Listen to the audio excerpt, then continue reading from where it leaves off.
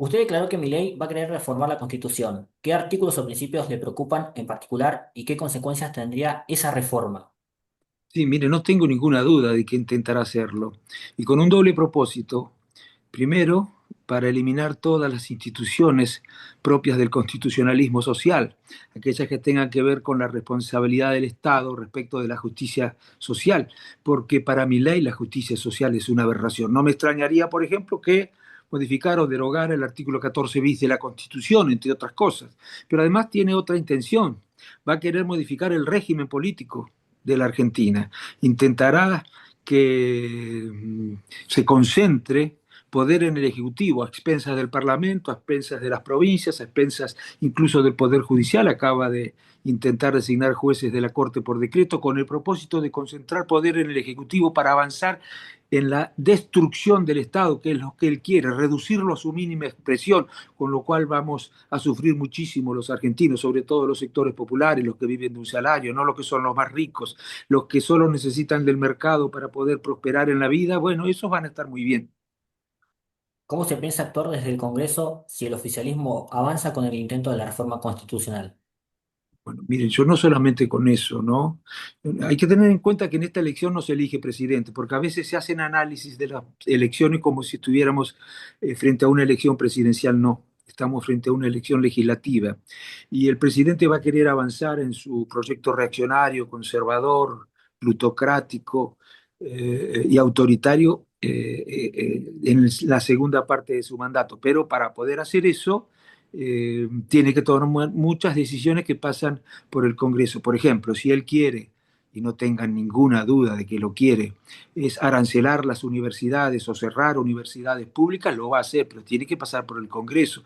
Si él quiere, por ejemplo, una reforma laboral que nos retrotraiga a los tiempos en los que la relación entre capital y trabajo era mucho más autoritaria por pérdida de derechos de parte de los trabajadores, no tengan ninguna duda que lo va a hacer, pero tiene que pasar por el Congreso. Si él quiere, por ejemplo, reformar la salud pública como lo hizo Margaret Thatcher, o privatizar la salud pública como lo hizo Margaret Thatcher en Inglaterra, generando muchísimos problemas en términos de sistema de salud, lo va a hacer, no tenga ninguna duda, y para eso tiene que pasar por el Congreso. Bueno, muchas cosas de este tipo intentará hacer desde el Congreso y tenemos que frenarlo. Una de ellas es reformar la Constitución, porque necesita declarar en el Congreso la necesidad de la reforma.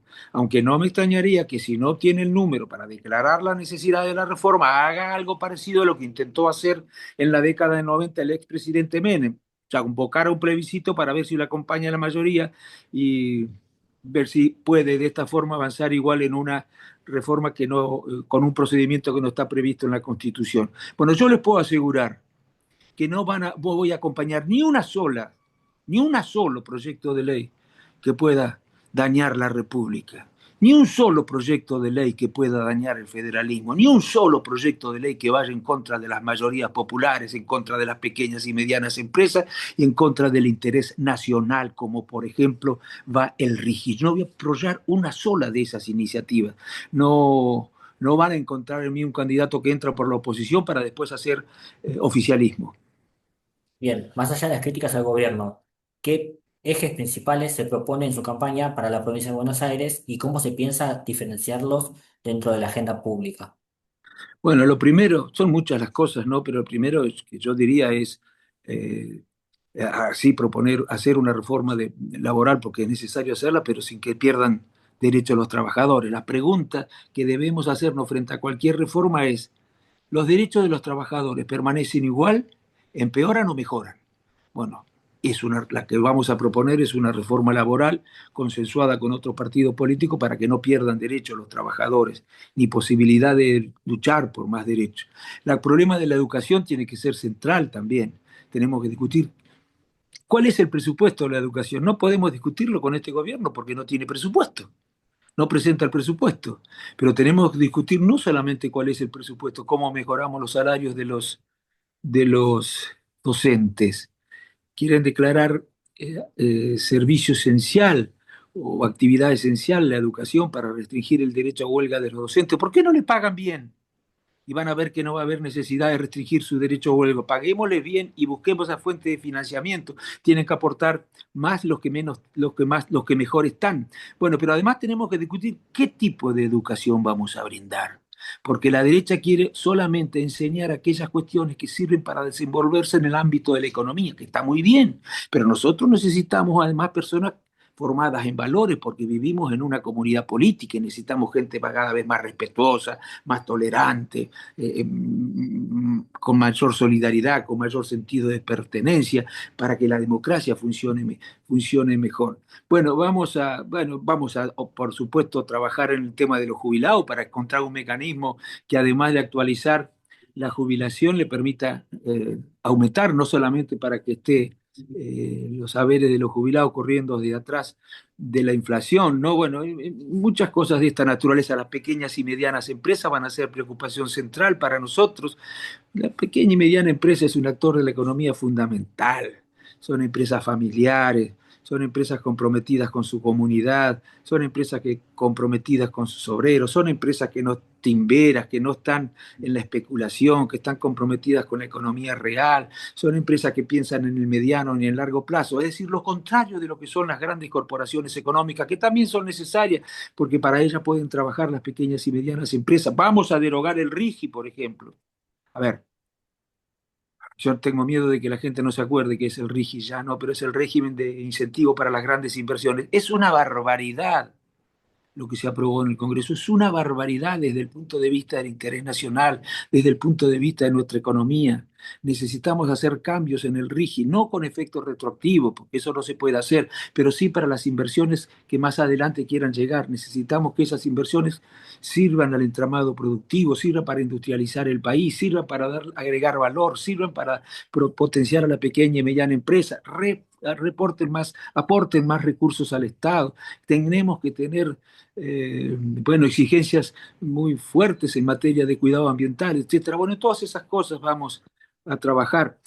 Por supuesto, no vamos a poder impedir las cosas que el gobierno quiera hacer desde el Ejecutivo. A eso lo impide la sociedad votando. Si nosotros le logramos, todas las fuerzas de la oposición, hacer una elección que implique una derrota clara y categórica del oficialismo, va a tener que reflexionar el presidente y tal vez podamos convencerlo de que tiene que ser un poco más humilde, más respetuoso, más tolerante y que no es el dueño de la verdad. Bien, dentro del radicalismo se observan distintos posicionamientos frente al oficialismo, cómo se ubica su sector y cómo se diferencia del resto. Mire, yo he venido a defender las ideas de Alfonsín, las ideas de Irigoyen, las ideas de Ilia. Yo creo que nos van a acompañar muchos radicales, sobre todo aquellos que no son responsables, que no fueron responsables de, de haber llevado al radicalismo a la situación en la que se encuentra. Yo estoy seguro que nos van a acompañar mucho, porque incluso una buena elección, fíjense que no tiene candidatos en primer lugar a diputado nacional, la Unión Cívica Radical. Incluso el único que podría ingresar soy yo, ¿no? Porque los demás ocupan lugares que es muy difícil que ingresen, ¿no? Por lo que va a pasar en estas elecciones. Y yo creo que nos van a acompañar, porque de esta manera, diría, yo creo que el partido empezará a reclamar que se revisen las posiciones que tuvo la Unión Cívica Radical desde el año 2015 hacia adelante. Bueno, y si eso ocurre, bueno, nos van a encontrar a muchos trabajando para que los que crean que el partido tiene que recuperar su identidad, vincularse de nuevo con los sectores populares, defender las instituciones, defender muy fuerte la democracia, cosa que dejó de hacer en los últimos años, y la república, el federalismo, no hay gobierno menos federal que este. Bueno, si esas cosas pasan, nos van a encontrar a muchos defendiéndolas, Bien, defendiendo la posibilidad de que esa discusión sea favorable a los que quieren producir el cambio. excelente. En caso de que el oficialismo no logre la mayoría, ¿qué rol cree que debería cumplir la oposición para bloquear los proyectos que se consideren novicios o buscar consensos mínimos para garantizar la gobernabilidad? Sí, no, yo creo que el que tiene que garantizar la gobernabilidad no es solo la oposición, también tiene que garantizarle el oficialismo. El presidente Milei tiene un desconcepto terrible acerca de lo que es la democracia. Él cree que porque ganó las elecciones, pero no está en mayoría, la oposición tiene la obligación de acompañarla, aunque piense que lo que propone el presidente es malo para el país.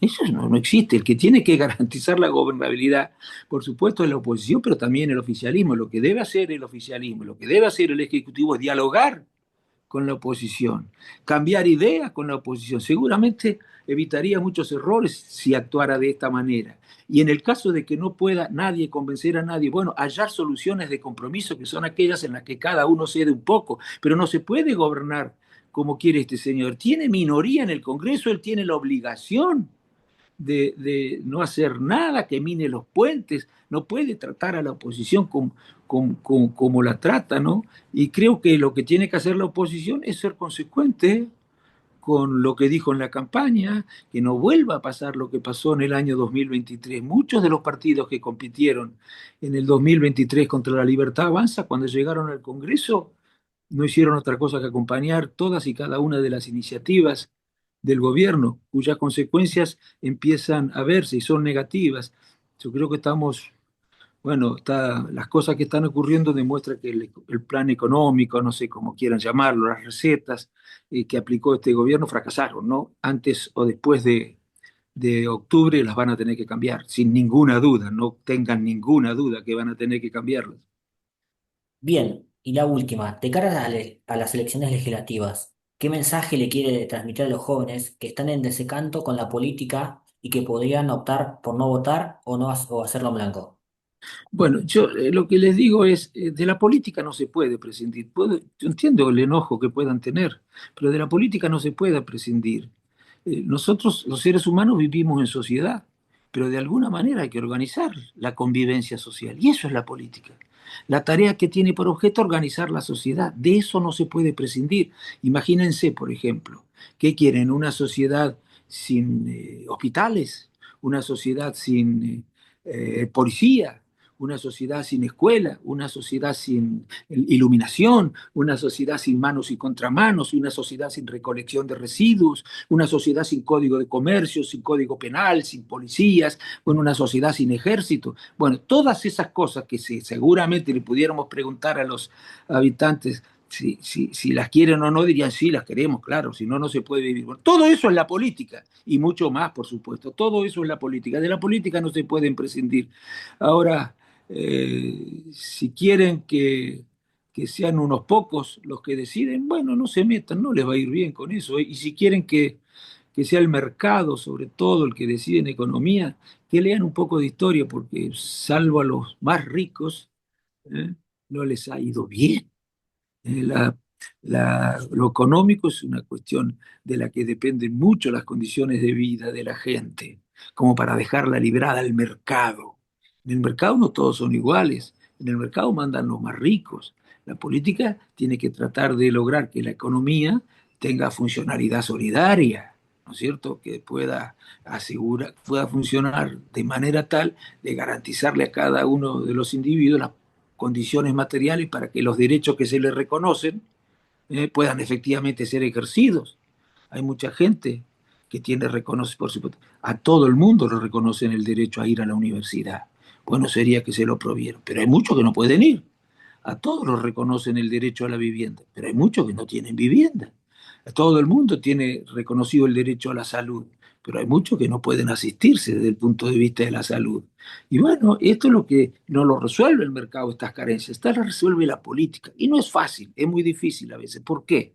Porque para poder resolver todas estas cosas se necesita tomar decisiones que contrarían los intereses de los más ricos, que tienen por naturaleza, tienen la siguiente característica: no les alcanza con la riqueza que tienen, sino que quieren más. Así es el capitalismo. Excelente, Ricardo. Muchísimas gracias. No, gracias a ustedes, un abrazo muy grande.